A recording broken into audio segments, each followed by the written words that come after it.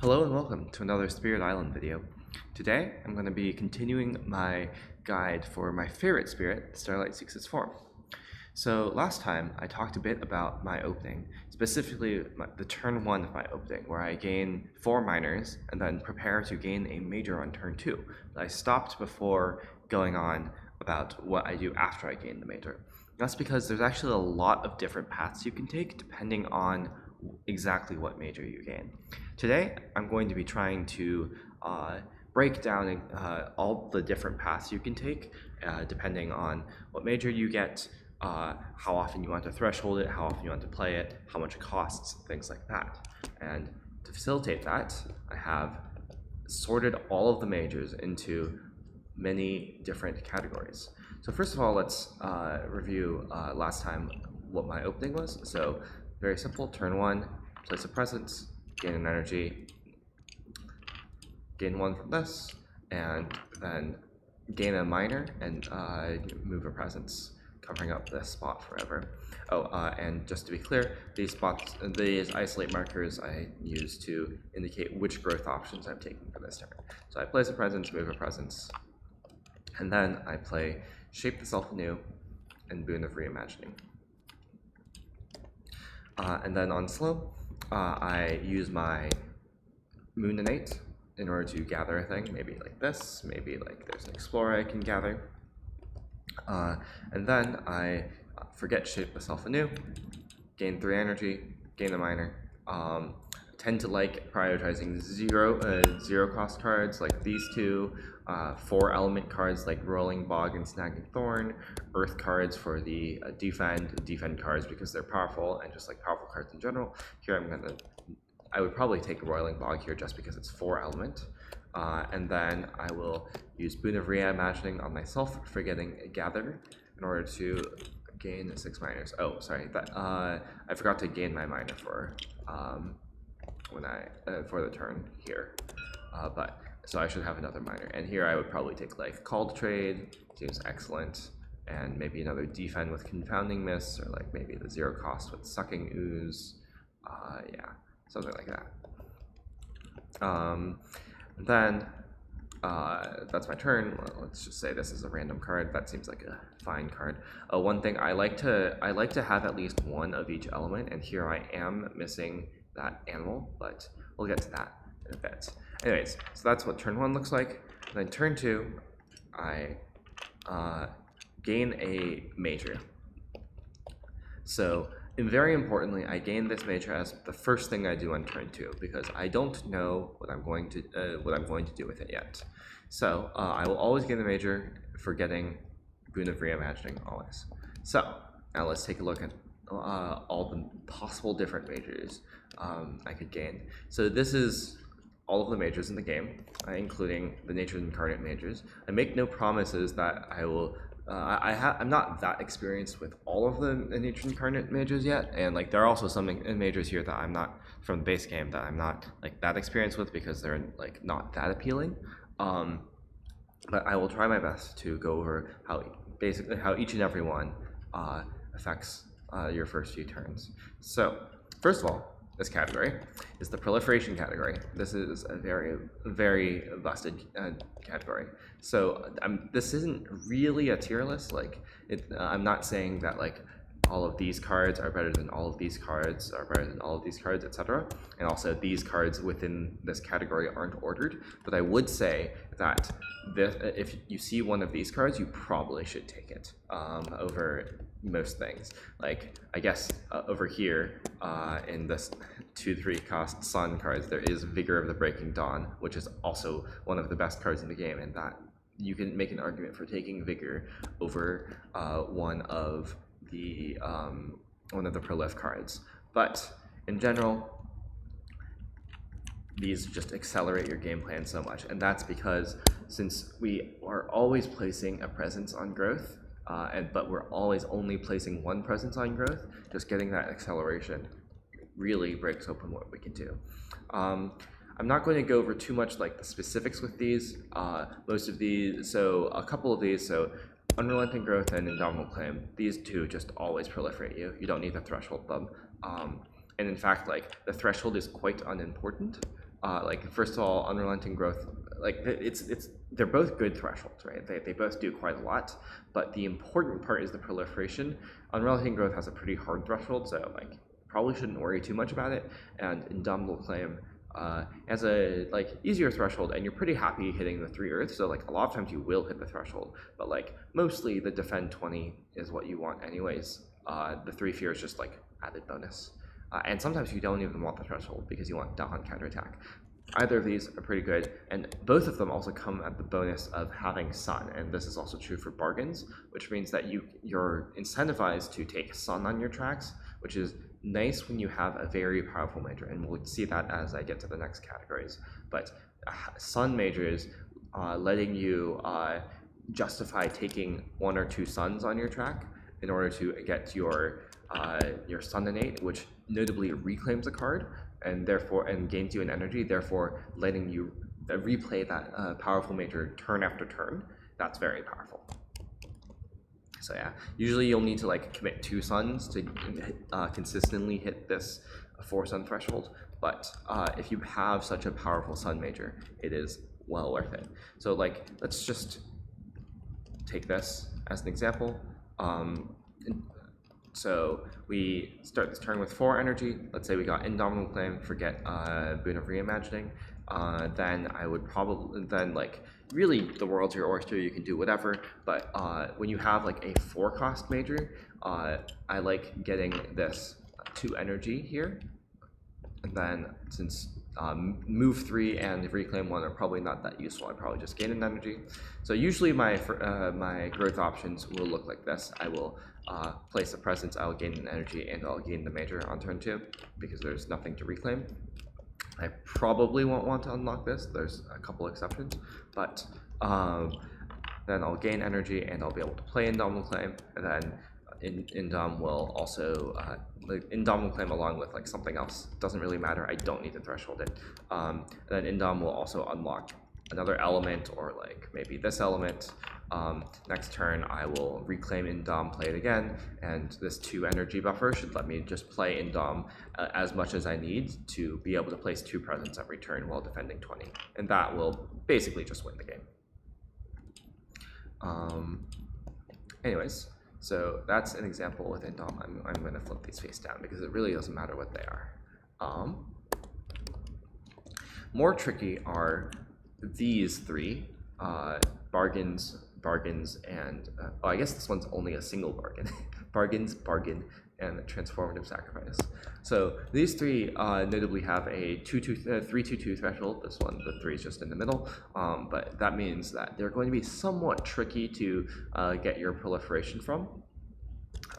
But that doesn't mean impossible. So like, if you just look at like the cards I drafted here, right?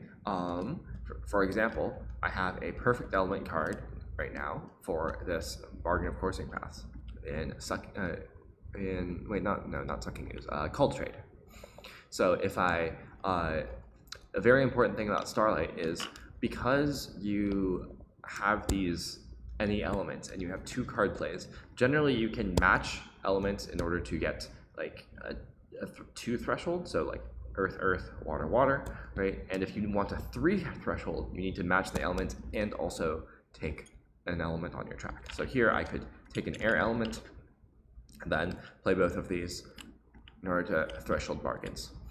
And if I can't do that this turn, if I can't threshold bargains this turn, like let's say Call to Trade with some other card, then I have no air, earth, water card in order to threshold bargains. What I might do is instead I might take, for example, an earth, which I'm pretty happy to take anyways, set up to like have this 2 earth, or maybe I take an air. Like if my hand looks like this is just some completely irrelevant card, then I can match the water, water, and the earth, earth. So I just need 2 more air, so I could just take air and then another air. And like, that's not ideal, right? I don't really want to have 2 airs. I don't need the 2 airs for anything, but the proliferation effect is just very strong. So there's some times where it might be worth it. Also, I could plan to let's give an example. I could like take an earth this turn, just because I might want earth, and then I'll like gain energy, like play 2 cards. Then time passes. Whoops. Huh, why is time passes not working? Anyways. And then I can flex to, okay, I should lock that. I can flex to this +1 card play space, like this. And then that would let me perhaps play 3 cards, which has a pretty decent chance of thresholding this. And if you can threshold this, like the tempo loss from getting the +1 card play space is made up for by the proliferation, which is very nice. Yeah, so these majors that you need to threshold for the proliferation effect are worse than the ones that just give you the proliferation effect for free, but they're very thresholdable. It's like very doable. You see so many cards on turn 3. You can like take another minor, and with the major in mind, you can now have a better chance of thresholding it. And all 3 of these are very powerful. Transformative Sacrifice is especially amusing because when you threshold it and you like destroy a lot of your presence, you will suddenly then threshold all of your innates also, because you get to have so many different minors and play with so many elements, and that will also set you up for doing whatever you want. One thing about Transformative Sacrifice is you could even like probably what your tracks will look like is this. Like you'll take a fire here, and then in order to threshold it, because it needs 3 fire, and then probably the proliferation you take is from here, so that then next turn you can unlock this and reclaim all in order to get back the Transformative Sacrifice and all of the minors that you got. And now you just have a handful of like a ton of minors. You can gain another major and probably like have a good chance of having a plan to threshold it next turn. It's just very strong. Okay, let's reset this a bit. So, yeah, all of the proliferation effects are strong. The ones that you need to threshold, you mostly want to build a game plan around. You might not be able to play it on turn 1 for proliferation effect, but it's well worth it to just figure out how you can threshold it. And this will often involve either getting an element and another element, or in rare cases getting this plus card play, but I much prefer getting these 2 elements if possible. Next is the 2 to 3 cost sun cards.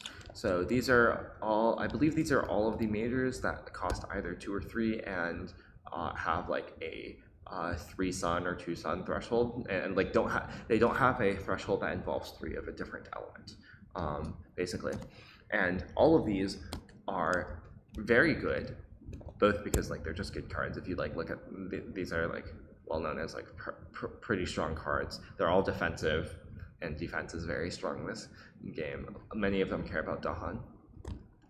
But the real thing that's really good about these cards is that what they let you do is they let you take sun and sun, like this. And to give an example of why, let's reset this a bit. To give an example of why, let's just like take one of these, let's say a vigor, right? So I'm gonna play, if I get one of these sun majors, I have a very simple strategy that I use every single time with these sun majors that like is very consistent at playing it basically every turn. So with 4 energy, if you take these 3 growth options, right, you'll gain this energy up to 5, and then I will always uncover this and get the sun. And then, so I gain 1 energy, and then I'll play my major, and I'll play another minor, probably. So this will cost probably 3, since I like prioritizing 0 costs. It's not important that this minor thresholds the major, though sometimes it can. Like for example, if this minor has exactly sun and animal, and then it will immediately threshold vigor with the sun here. But it doesn't matter whether I threshold or not. It's probably still strong enough to just play vigor this turn. And then time passes. This will be in my discard. Then the next turn, I will add a presence, taking another sun. I will gain a minor. Honestly, more important than thresholding vigor on the previous turn is thresholding vigor on this turn. So I like having the 2 sun here, but if it like thresholds this major, I could take an animal, for example, for vigor, or like trees radiate, I think is a slightly harder threshold. Like if I can meet this threshold, that's pretty good, or like I might need an air for voice of command. But like ideally what I want is these 2 suns right here, and as we'll see, that the reason why is let me find, okay, I'll try to have a sun minor, and this is why like trying to make sure that you have one of each element is so important, because it guarantees that you can like, that if you want, you can threshold any, you can meet any 3 element threshold. So in this case, which is very relevant for new games, in this case now we have 4 sun here. So what I do, I gain a minor, I place a presence, and I reclaim 1, the vigor, and then that lets me gain pay. And then this is 1 cost, which is unfortunate, so it costs a bit more energy, but I use my stuff, time passes, and, before time passes, I have my 4 sun and 8. So that lets me gain an energy and reclaim vigor. And that's what makes this strategy so powerful, because now, every single turn, I can place a presence, I can gain an energy. I'll gain my 1 energy from here, like, if I need to gain this energy even, and then I can just play vigor with that 3 energy. And if I find a 0 cost sun card, which there are plenty of very good 0 cost sun cards, then that just lets me hit my 4 sun threshold turn after turn. I can unlock this 3 place to also have a 3rd flex card in there. I can unlock this 2 energy in order to buffer my energy, be able to play 1 costs. It's just very powerful to be able to play a thresholded vigor every single turn, and that applies to like all of these sun cards. Like being able to play a thresholded version of it every single turn, with the 1 energy from your sun innate here, with your 1 energy from your growth here, and your 1 energy from your track here. That's enough to pay for these 2 to 3 cost sun innates every single turn, and that's very powerful. So yeah, that's why these sun majors are so strong. Not just because they're like strong cards on their own, but also because you just get to play them over and over, and like actually every turn. And that's not true for very many other majors you can draft on Starlight, because you have this. You generally only get 1 energy per turn, and you can flex to 2, but flexing to 4 takes like that's not flexing, that's like commitment. You need to commit to this 4 energy in order to get it.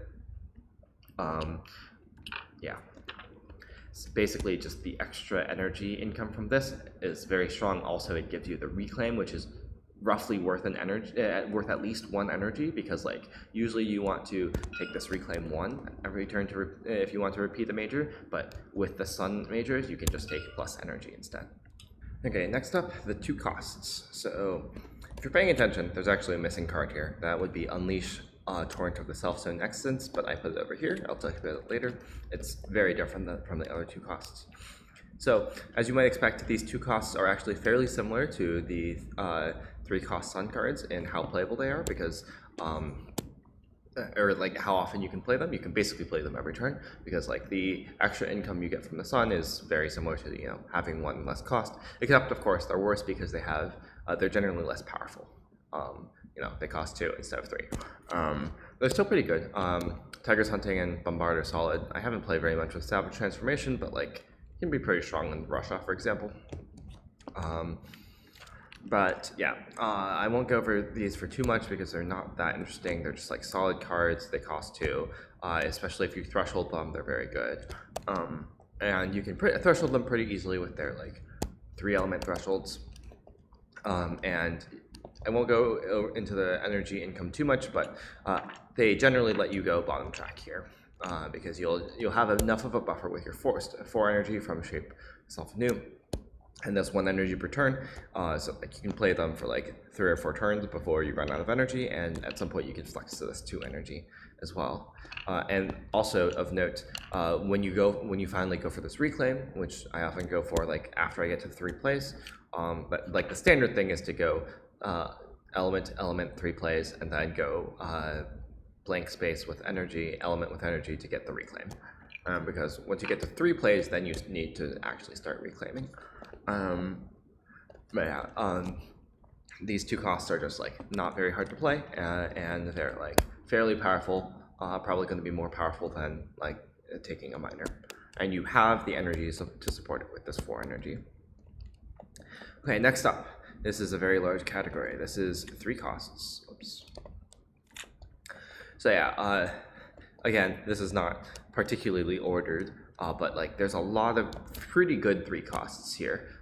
Like all of these are like fairly good. Probably Angry Bears is the weakest of them by quite a bit actually. But like these just provide you a lot of value, and all of these notably have, well, okay, almost all of these have that 3 element threshold, which is very important.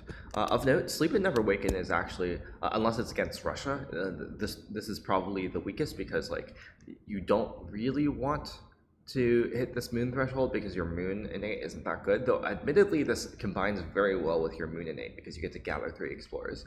But like the moon is just like a slightly weaker element, though obviously a skip is very powerful. So like this is a card that you're less going to threshold and more just gonna play as a skip. The other cards though, all of them are very strong when thresholded. Oh yeah, another one that isn't quite true for Infinite Vitality. This 4 Earth threshold is kind of hard, and you don't really have that much incentive to meet it. Like it removes a blight, and also completely protects your Dahan instead of just giving them +4 health, which can be very nice. But it's just not that important. The important is the top part. Whereas something like Thickets Erupt, like the extra 1 fear and 2 damage is very worth this 3 plant innate. This is just so much easier to hit than 4 earth. Like what I said before, when you have the 3 element threshold as Starlight, you generally will only need to commit 1 element on your tracks. So you just take 1 plant element and make sure to play a plant card every single turn along with Thickets. So the thing about these 3 costs is you can't actually play them every turn. Unlike the 2 costs and the 3 cost Sun cards, it's just not going to be that possible to play them every turn. All of these are very reasonable. Let's take an example like Pyroclastic Flow. This is a card that I find myself getting a lot for some reason. Probably with Pyroclastic Flow, what I'll probably do is since it has Earth and like I don't really care about this. I might not care about this threshold that much, and also I don't want to commit to an air when I could just take an Earth. I'll probably take an Earth and then like play this and another Earth Miner, and then I do my standard taking +1 energy here. Yeah, I find that if you have a 3 cost major, you generally still want to go bottom track because these 2 elements and the 3 plays is just very good on Starlight, and it's not quite enough to justify top track yet. And if you get any bonus energy from events and such, that can buffer your energy enough to let you like play it multiple times. So like here, you get down to like 3 energy to play this. You use these cards. Time passes. The next turn you gain a minor. You reclaim. Like Pyroclastic Flow is a weird example because like you might not actually want to play this card every turn anyways because like you might not want to target jungles or wetlands, but you could theoretically play this again with like this if you hit a perfect element card like this, or actually even a fire air card. You could threshold with like one earth and 1 air on your tracks. Then you just take the growth here as well. You gain, pay, and like you have even enough to support a 1 cost miner here. And then after that, you like kind of run out of energy. Generally, I find that these 3 costs, you like play them once or twice, or if you really want to, you can like take this 2 energy to play it a 3rd time, and then you play it on this reclaim generally again.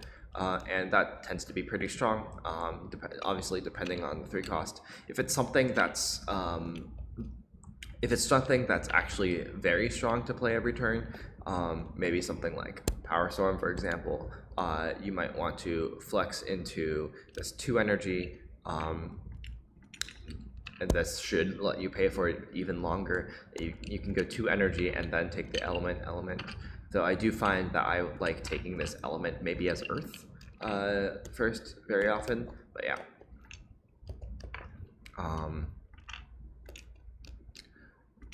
Yeah, so that's the general shape of your turns when you get a 3 cost.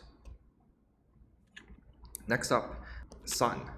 Again, but 4 cost. So I haven't played with Inspire much, but I have the card that I've played with the most here definitely is Instruments. This card is very good on Starlight, and that's because this threshold here, 4/2/2, is very free, because you already want to take 2 Sun, and then you can pretty easily engineer, like with how many minor drafts you look at, and like how much flexibility you have in your tools for thresholding, you can very easily like engineer thresholding this on like turn 3 or 4, or probably usually turn 4, and that's just very powerful. But yeah, all 3 of these Sun majors, they cost 4, so you can't quite do the same thing as these 3 costs. Like again, with the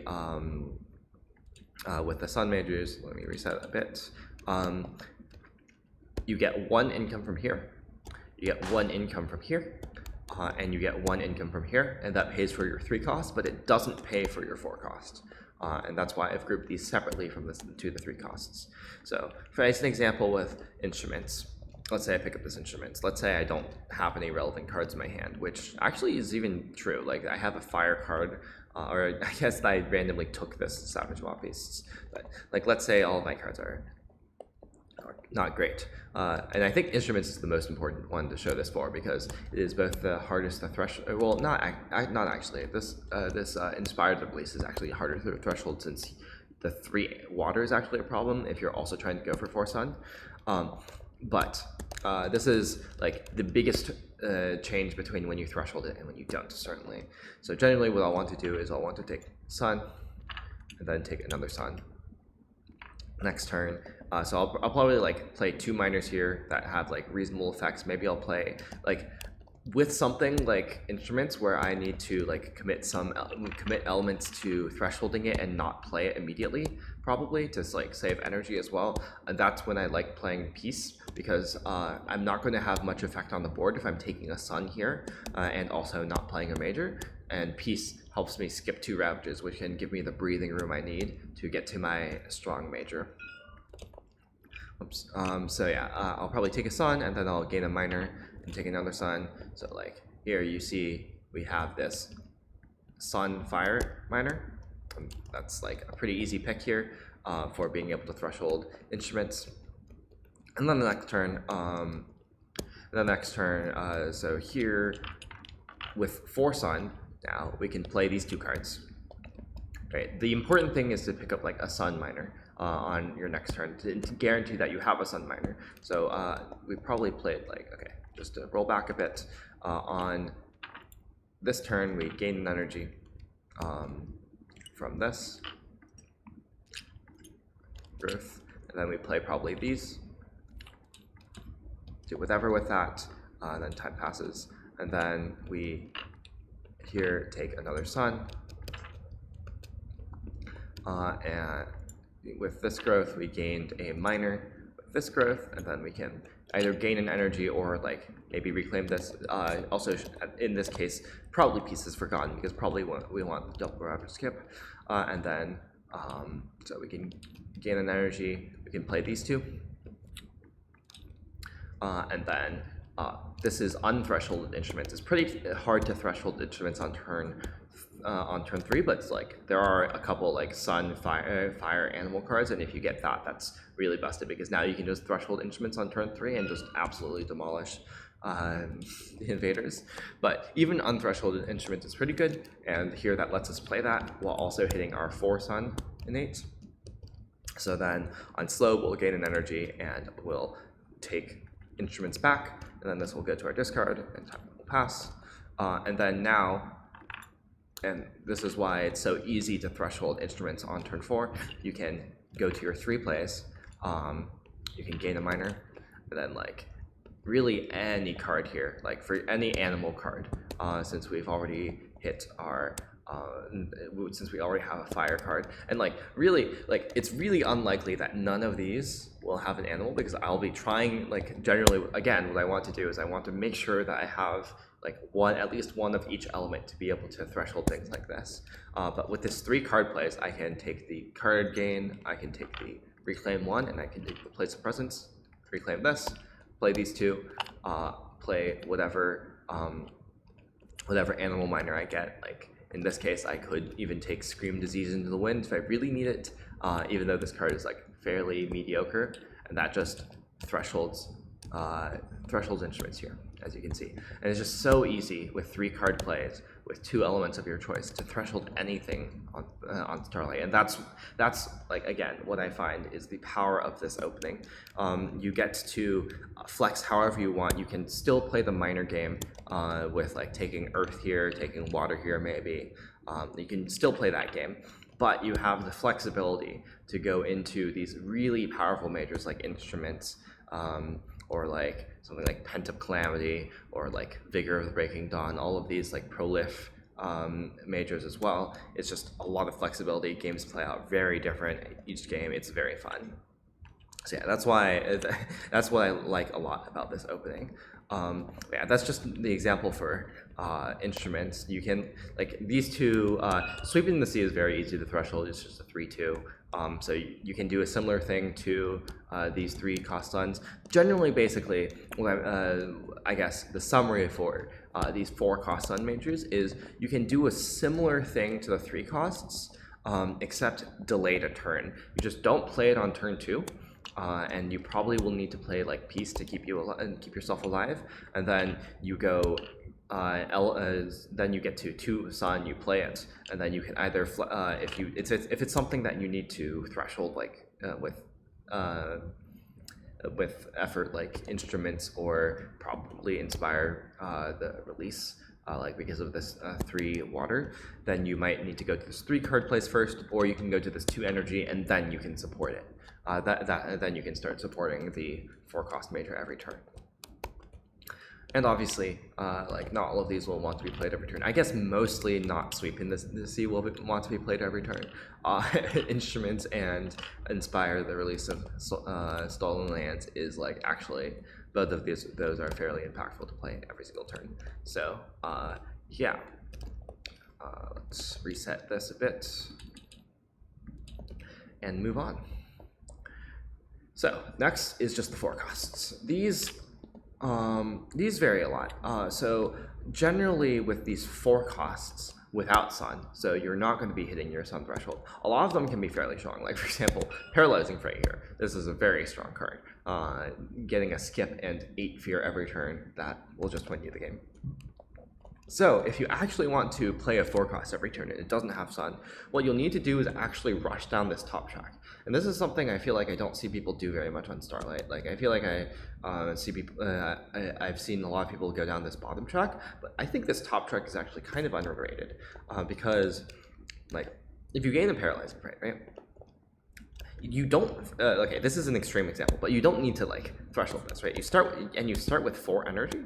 So then let's see, you can go, you have this Place of Presence, you gain a power card, and then you gain an energy, and you can place this presence and start working on your top track. You're now up to 7 energy. That's a lot of energy already, and probably this 4 cost major will help you stay alive. Like 4 cost majors tend to be pretty impactful. So like you probably aren't too sad to miss out on the element, right? Like usually the benefit of going this bottom track like here is so you can take something like an earth and have this defend 5, like if this is now an earth card somehow, or I guess that wasn't one, but you probably will have picked up an earth card. So like the power of the bottom track is to be able to like have your innates to help you, but there are certainly some 4 cost majors, like especially Paralyzing Fray, that will just carry the game by yourself, and you don't need your innates immediately, especially in the early turns. So if you do this, you're up to 7 energy down to 3, you'll use your stuff,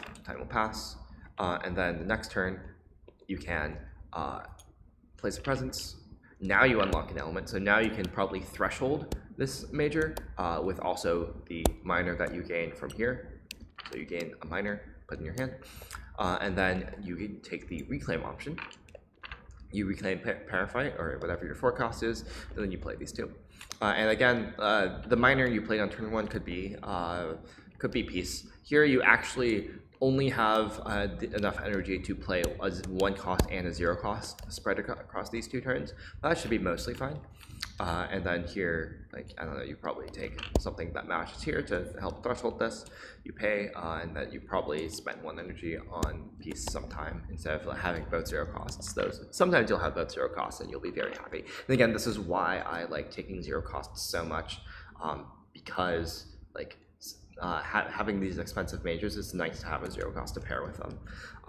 And then you'll use your stuff, time will pass. And then finally, you get to the point where you get 4 energy a turn.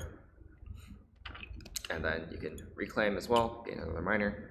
Whoops, I do not want to rewind time. Gain the miner, reclaim, Paraphyte, and then you gain 4 energy and you play Paraphyte in a 0 cost. And then you can start going down this track to the reclaim. If you want, you could maybe go for more elements here. This will also help. This track will also help buffer your energy income for being able to play more 1 cost miners, because it gives you 1 energy per turn until you get to the reclaim. So yeah, this is just, as you can see, it actually works out quite perfectly to be able to play a 4 cost every single turn if you go down this track, and that can be very powerful. Obviously, not every 4 cost will be Paraphyte, but there are some pretty strong ones. Oh, and speaking of 4 costs, another great thing about Starlight is the fact that Starlight is very good at targeting things. So this 4 cost right here, Forest of Living Obsidian, this is a fairly strong card. It does 2 damage. If you have a Sacred Site, then it does 2 damage to each invader there. And since it adds a Badlands first, you get to like kill 1 city. So you get to kill everything except the cities, except you still get to kill 1 city. And if you threshold it, you get a repeat. And again, Starlight's very good at thresholding things. And normally the restriction on this card is that it's 0 range from a Sacred Site. Or like you can make it 0 range from a normal presence, but then it only does 1 damage to each invader. You really want 0 range from a Sacred Site. And that's normally hard on other, a lot of spirits will have a hard time meeting this. Like Volcano is kind of funny with this because you get the +1 range from the Volcano. But the thing about Starlight is you're so mobile, because you can choose to take this presence placement at 0 range and this move presence in any order. And generally I'll want to like take this major before I place presence even. So basically I can engineer myself to have a Sacred Site anywhere. So like if I start here like this, I can like move here and then place a presence, and bam, I have a Sacred Site there. And then next turn I can move again and like place another presence, and I have another Sacred Site there. I don't need to, when I like place it for Sacred Site, I can then break it next turn by moving every turn, and form a Sacred Site somewhere else. Starlight's just so mobile that way. And that's another reason why, and this is something I mentioned in my last video, I really like this growth option. This move of presence just lets you target so many more things. But yeah. So yeah, that's these 4 costs. Not much else to say about them. They're all like pretty generically good. I guess probably Dissolve is the worst one. But yeah, these 4 costs are pretty good. I think there's some 4 costs down here in the category of cards I don't really want, but there's plenty of 4 costs that are fine. Yeah, I haven't played that much with Dissolve, admittedly. I think it is definitely matchup dependent, but it can still be powerful. Anyways, next 5+ costs. So these are like mostly like the 4 cost cards, except they're more expensive, but they're still worth it. At least these 3. Blazing Renewal obviously just clears land mostly. Sea Monsters is Sea Monsters. Sea Monsters is kind of hard to threshold, which is another thing. But Sea Monsters is quite powerful. And Rumbling Earthquakes is just very strong against some adversaries, like especially England. Anything that relies on buildings, Rumbling Earthquakes being 12 damage and 3 fear, ignoring health bonuses, like spread out across at least 2 lands, is very powerful. And like honestly, this 4 Earth threshold also isn't that hard to meet. But the thing about all of these is that you will need to rush down this top track if you want to play them at all, like more than once. Which like you might not. Like there is some merit to like taking sea monsters or blazing renewal and then going down this bottom track still and saving up some energy in order to play it one turn when you can threshold it. But at least Rumbling Earthquakes really incentivizes you to go down this top track to get to this 4 energy, so you can play it like every other turn, maybe 2 out of 3 turns, maybe. Yeah, these 3 are very powerful but very expensive, so that's something to keep in mind. Another thing about Starlight is because Starlight is so mobile, you can actually. That's one of the things about Blazing Renewal is sometimes you don't have the Destroyed Presence, especially early game, but Starlight, you can just like walk into a land that's blighting and get yourself killed. And because your presence is so mobile, like you don't care that much about like having a presence get killed because you can just like be wherever even without that presence. So that's another thing about Blazing Renewal that like just makes it very slightly better. This is still a strong card even if like you can't play it early game, but still. Anyways, so these cards, expensive, strong. Some of these 2 are Sea Monsters and Blazing Renewal are a bit hard to threshold, and like somewhat want the threshold, but they're still very strong even without. So yeah. And then the final set of cards that I want to talk in depth about are the cards that need a plan. So these cards are a lot of these majors that I've been talking about so far, everything above here. These are cards that I'll want to like play many times, and I just like want to play them for their effect many times, and I want to threshold them repeatedly. I want to play them repeatedly. That's what all of my builds are going for so far, right? I'm talking about how to like get to this 4 energy in order to play those expensive majors, or get to like Sun in order to repeat those Sun majors. How you can like play 3 cost majors like a couple times even while going bottom track. These majors though, you really need to plan around. So there's some of these. I guess I can organize them a bit. Some of these have very hard thresholds, like cast down, Dream of the Untouched Land, Unlock the Gates of Deep Tower, Exaltation. These are like expensive and also have hard thresholds. So, but they can also be quite good if you threshold them. So it might take a few turns of planning ahead and like some like key minor drafts to be able to threshold these. Generally, like the earliest you could possibly do that is when you get to this 3 plays on turn 4, though that it might also require you to take this +1 card play option or get to this element before reclaim, right?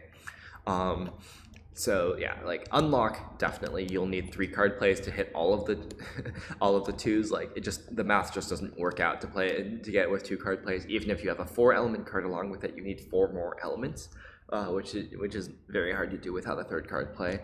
Obviously Exaltation, this 3/3/4/2 is kind of insane. Also it costs a bunch, but like it can be very powerful. I don't love it that much on Starlight just because it costs so much and you like don't really have a way to like repeatedly get to 7 energy, so usually you'll only play this once. And like the threshold is also pretty hard to meet, so like you won't necessarily want to threshold it. But if you want to, you can theoretically get to it like probably with like on turn 5-ish with like 2 elements, 3 card plays, and some energy and like some sculpted hand of minors. It's still hard though. Dream of the Untouched Land is actually probably one of the easiest of these to threshold, which is amusing, simply because, and let me see if I can find it, Gift of Power is a card that exists that is a very strong card on Starlight. So first of all, this card, it's 0 cost. Right, like I said, I love a bunch of 0 costs. It's very strong as an effect, like 0 cost to give someone a minor power. This helps people break reclaim cycles. This is very strong. This is like generically known as a pretty strong card. It has 4 elements which again, I really like 4 element cards on Starlight. And it has all of our strongest elements. Well, it doesn't have sun. That's the only knock against it. If this were sun instead of moon, that would be absolutely busted. But water, earth, plant, all of those are very good innate thresholds. And with how many cards we see, we can very easily give this out, support the team, while also hitting our innate thresholds and progressing our board that way. So yeah, but the amusing thing is that if you look at this, Gift of Power with Dream of Untouched Land, this is a perfect element card to Threshold Dream. And I've had several games where I pick up a Gift of Power early and on like turn 1, and then on turn 2 I see Dream of the Untouched Land, and then I can just take an Earth on turn 2, and then take a Moon on turn 3, and then immediately Threshold Dream. And this can be very strong for setting up late game with the build skip and the Prolif effect. Oh yeah, I maybe should have put this with the proliferation cards, but the thing about Dream is it's just like fairly hard to threshold it, and also you can only Prolif once per game. And you get a double Prolif, but it's only once per game, and you probably want to Prolif other spirits as well. So like it's mostly just a single Prolif for yourself at most. But yeah. So yeah, the Dream is actually amusingly easy to threshold, especially with the existence of Gift of Power.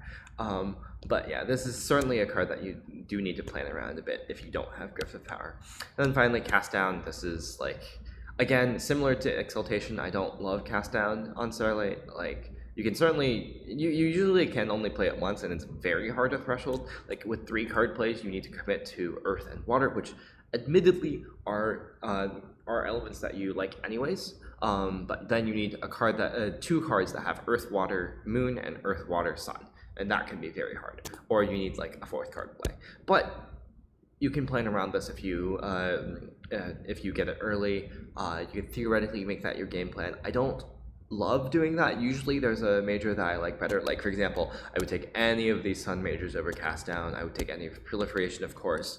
I would probably take like most of these 3 costs, any of these 4 cost Suns. Like honestly, I would take most of the cards I have above here over Cast Down, but I'm just noting it here as something you can't do.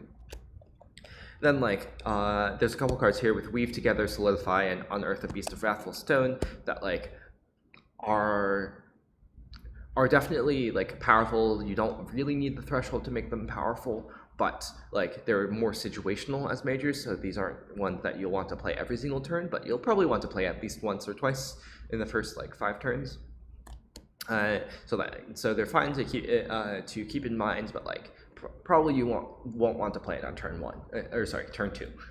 So like you don't need to plan around them as much. You just like take you don't need to plan your tracks around them as much. You'll need to like plan around like exactly when you want to play around them more.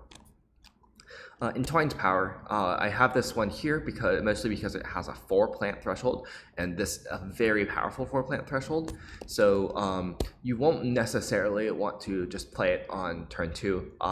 2 energy to like just give out 2 power cards is a fine rate, but like usually you'll have better things to do, especially since what you'll want to do is you'll want to tech to plant, and like if you're already activating your plant innate to give someone a power card, like the extra power cards are nice, but they're like not they have diminishing returns, and also since you get one of the power cards, it's not that strong, because like again you see so many power cards that like you getting a power card isn't going to make or break your game. But if you get this threshold, being able to gain 3 energy and gift power cards from hand, since you see so many cards, you are likely to like have good cards in hand that like maybe just don't quite match up with your elements, or like don't quite match up with like how your board is going, that you could give to someone else. And obviously giving out 6 energy total is very strong. So like getting to this 4 plant threshold is very nice. You probably will need to take plant or plan to play this on turn 4 with the 3 card play space. Yeah, this is something you can play in your game around. And finally, Unleash. So this is a very funny card on Starlight. One of the uses of this card is to go no reclaim Starlight. So usually I like going across this middle track here to get to the reclaim all, since I covered the reclaim half. But theoretically, with Unleash, what you can do is you can just go for Casino Starlight majors. So you can get these two, you can cover this up, and then every turn gain 2 cards, 1, 2, and then add a presence. Or you can like gain 1 card and get the reclaim 1, and then since the only card you're ever you ever want to reclaim in this world is Unleash, you can like get the Sun threshold, you can maybe like get the Fire threshold here. It doesn't really matter, but you can just forget a card from your discard every single turn, fuel your energy, and just play a random major every turn that you gain. That's why I have this card here. It's a fairly strong card even outside of that context, but it does allow you to do that very fun style of game, which, like, I will say, it's probably not the best thing you can do with Unleash. Like, it's probably better to just play it more normally, but it is very fun to just like rush down this track here with Unleash at like turn 2, like just take this as your growth, and then turn 3 take this as your growth, and then play Unleash, get more power cards, and just have infinite energy to spend on random majors that probably aren't thresholded, but it's fine. So yeah, that's what Unleash is doing here. But anyways, you could argue that this should be more like in the 2 to 3 sun card area. But I just want to like show, here are the cards in these tiers. These 2 rows of meh are mostly cards that are like, I usually don't take them because they're like not that strong. Probably if this were Exploratory Vengeance, it might be in the 3 cost, but I also find that like Vengeance of the Dead, even the exploratory version, isn't great on Starlight because like you want your major to do something by itself. You're not usually playing 2 majors, and like Vengeance can be good if you're like playing it on someone else's lands, like someone else who's blowing up a land. But you're not often going to blow up a land yourself in addition to having played Vengeance on it. And like the rest of these are just like either things that are like a bit low rate, like Melt Earth and like Heart of Threshold, or like some utility that's like fine but like not exciting with Flow Like Earth, or just like overcosted stuff over here with Tsunami and Talons that like aren't worth being in this 5-6 cost category because they're not good enough to like want to play repeatedly. Yeah, just stuff like that. Like some of these cards are fine, but they're not cards that I generally want to pick up and play turn after turn. And then I have finally a tier of cards that I never really want to play on Starlight. Just like, of these, probably like Fragments of Yesteryear and Fire and Flood are the like best cards generically out of these, but they're just really awkward on Starlight because 7 is so much energy, and it's just like not enough to justify that much energy. Similarly for these 8 costs, Transform is just like a terrible card. Focus is like pretty bad. Great Hatred also a pretty bad card. So yeah, that's all of the majors, I believe. Yeah, so I hope you all enjoyed this video. I hope this shows a bit better why I like taking this opening as Starlight, why I like gaining a major on turn 2. You have so many options, from like going to 4 energy to play expensive majors, going to 3 plays to play less expensive majors, getting 2 sun on these 2 spaces to play those sun majors. You can even do things with flexing towards this the reclaim early, or in Unleash's case, just getting 2 power cards a turn, which is kind of insane. And of course, like if you ever need the burst of energy or the burst of card plays for elements, you can take this space. I didn't talk very much about this space because, again, like I mentioned in the previous video, I see it more as an emergency button. Usually if if it really helps me like threshold a major in a very key way, I'll take this, like either side of this really, in order to do that. But it's a lot worse to take this early than to go down either your top track or bottom track here, or even get to your reclaim. So yeah, that is basically my full strategy with Starlight. I think I've gone over basically everything. There's a lot of obviously like finagling with like figuring out how to plan ahead to threshold things, how to like sometimes I'll like look 2 turns ahead and like have a plan for like, okay, this turn I'm gonna get like an earth, and the next turn I'm gonna get like a fire that will help me threshold something, and then the turn after, instead of I'll like need to get to this 3 energy button in order to play all the cards I want. And forego this 3 plays for a turn, and then after that I might need to actually get this 2 energy or something. Like there's a lot of complex things you can do with planning ahead, but the basic outline of what you want to do, in my opinion, is get a major and then plan around either going top track or bottom track here. And then depending on what major you have, depending on what elements you want, how much you want to threshold it, how you want to threshold it, that'll determine everything here. But yeah, thank you all for watching, and next after this I'll probably make some Starlight gameplay videos. I already posted a video where I beat, I believe it was France 6 Habsburg 6 or something like that with Starlight, and that was completely off the back of this card, Vigor of the Breaking Dawn. Yeah, that was a really fun game. I just played Vigor every turn like I outlined, and that was just enough to take down France and Habsburg together. But yeah, I'll probably post like at least 1 video of every adversary. I'll try to get games where I'm like getting cards from different categories. Since I already have a game showing off Vigor, I'll probably like try to stay away from the Sun cards. But yeah, thank you all for watching.